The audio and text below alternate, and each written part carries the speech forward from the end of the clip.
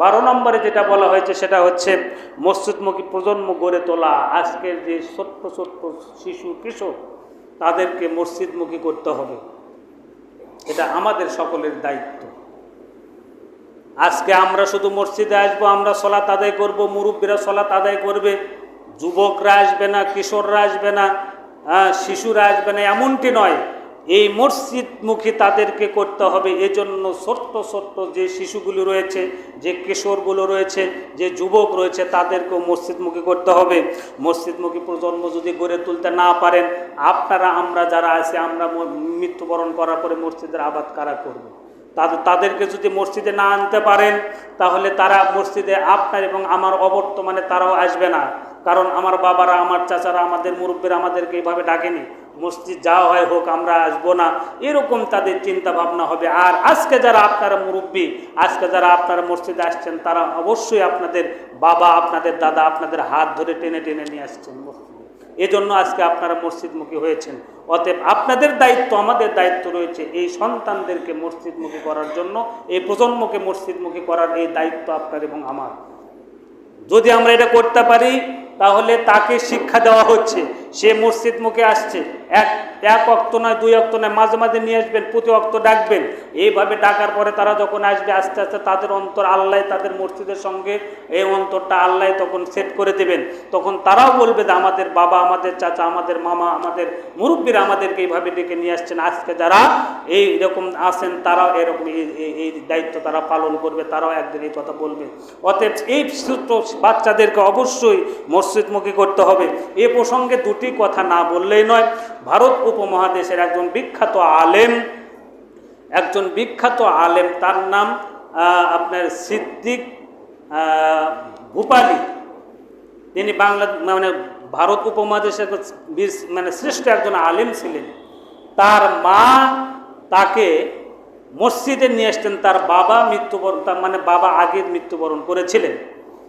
তার মা তাকে কি করতেন, ওই ছোট্ট বাচ্চাকে মসজিদে নিয়ে আসতেন এবং ফজরে, কনকন শীতের ভেতর ফজরে মা কম্বল দিয়ে ওই সন্তানকে মসজিদে নিয়ে জামাতে তাকে দাঁড় করে দিয়ে মা পেছনে অবস্থান করতেন। আবার জামাত শেষ হয়ে যাওয়ার পরে এই সন্তানকে আবার কোলে করে নিয়ে যাচ্ছিলেন। এই সন্তানকে আর মা তার জন্য দোয়া করেছিলেন। আল্লাহ রাব্বুল আলামিন মায়ের এই দোয়া এবং মায়ের এই প্রচেষ্টাকে কবুল করেছেন। পরবর্তীতে তিনি ভারত উপমহাদেশের শ্রেষ্ঠ একজন আলেম, শুধু আলেম নয়, তিনি একজন সুলতান ছিলেন। এই যে ভূমিকা, এটা আমাদের করতে হবে সকলেই। মা যারা আছেন তারাও করবেন, বাবা যারা আমরা আছি আমাদের এটা করতে হবে। আর একটা কথা না বললে নয়, সেটা হচ্ছে আপনার এক মুয়াজ্জিন, এটা সম্ভবত ইরাকের একটি ঘটনা। ইরাকের এক মুয়াজ্জিন, তিনি বাচ্চাদেরকে বলতেন তোমরা মসজিদে আসো, আমি তোমাদেরকে বাদাম দেব। মুয়াজ্জিন যখন এভাবে বলতেন, কিছু কিছু বাচ্চারা তারা বাদাম খাওয়ার জন্য মসজিদে আসতেন। এটা নিয়ে মুসল্লিদের ভেতরে একটু খারাপ লাগলো যে এরকম সলাতের পরে বাচ্চারা সবাই এসে তাকে বলেন আমাকে বাদাম দেন, বাদাম দেন, বাদাম দেন। এটা বিশৃঙ্খলার মতো। তখন তাকে বলছেন, কি বাবা মুয়াজ্জিন সাহেব, আপনি এই কাজ কেন করছেন? এটা একটা বিশৃঙ্খলা। তখন বলছেন, আমার 5 দিরহামের বিনিময়ে বাচ্চারা আজকে এই মসজিদে আসছে, এটা যদি অন্যায় হয় তাহলে আমি অন্যায় করলাম। অথচ তার এই কথা, তার এই প্রচেষ্টা আজকে ইতিহাস বলছে, আজকে ইতিহাসে এই লেখাটা তার আজকে ইতিহাসে লেখা হয়েছে যে একজন মুয়াজ্জিন বাচ্চাদেরকে বাদাম দিয়ে তাদেরকে মসজিদে আনতে। অতএব আমাদের উচিত এরকম করা। অতএব বাচ্চাদেরকে এভাবে মসজিদমুখী করার উদাত্ত আহ্বান রাখছি। অবশ্যই আল্লাহ রাব্বুল আলামিন আমাদের এই প্রচেষ্টাকে অবশ্যই আল্লাহ একদিন কবুল করবেন, আমিন। আরেকটি কথা যেটা না বললে নয়, মা বোনেরা আপনারাও বলেছিলেন যে এত ফজিলত, আমাদেরকে করণীয় কিছু নাই। অবশ্যই আপনাদের করণীয় রয়েছে। মা বোনেরা আপনাদেরকে মসজিদে আসার তাগিদ যেমন রয়েছে, বাড়িতে পড়ারও বিধান আল্লাহ রাসূল দিয়েছেন। যেমন আপনার জুমাতে আসেন, তারাবিতে আসেন, আলহামদুলিল্লাহ। আর ওয়াক্ত নামাজের ব্যবস্থা যেহেতু নাই, যদিও বাইতুল মুকাররমে রয়েছে, বিভিন্ন মসজিদে হয়েছে, আলহামদুলিল্লাহ। যেখানে আছে তারা সেখানে পড়বে, যেখানে নাই তাদের আপনাদের উদাত্ত আহ্বান, আপনাদের বাড়িতে আপনারা ওয়াক্ত মতো সালাত আদায় করবেন। আপনাদের দায়িত্ব, কিছু দায়িত্ব মধ্যে রয়েছে 1 নম্বর পুরুষকে উৎসাহিত করা।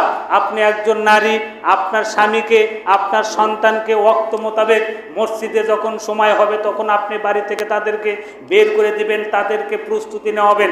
এই দায়িত্ব আপনি যখন করবেন, ওরা যখন মসজিদে আসবে, মসজিদে এসে ওরা যে ফজিলতগুলি পাবে, এর ফজিলত ইনশাআল্লাহ মা আপনিও পাবেন ইনশাআল্লাহ। কেন? ভালো কাজের প্রতিদান আল্লাহ রাব্বুল আলামিন পরিপূর্ণ আপনাকেও দান করবেন, কারণ আপনি ভালোর জন্য তাদেরকে উৎসাহিত করেছেন।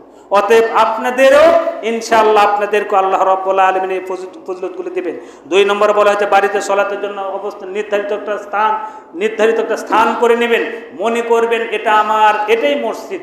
বাড়িতে নির্দিষ্ট একটা স্থান করে নেবেন, সেখানে যখন আজান হবে, যখন জামাত হবে, ওয়াক্ত মোতাবেক আপনি যখন আপনার ওখানে একাই সলাত আদায় করবেন।